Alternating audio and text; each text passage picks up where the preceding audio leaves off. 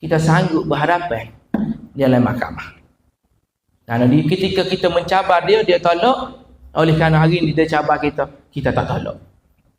Tak selalu ngaku singa lah kalau takut dengan kucing. Tak selalu ngaku singa lah.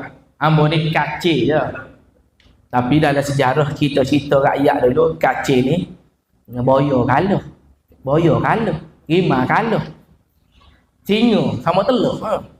Ambo ajar dia joget. Nantilah yang ngara, ambo cabut gigi singa. Tak selalu kecek lah singa. Singa tu tak boleh bagi perang lah. Sakit lutut, nak tepus lari je gitu.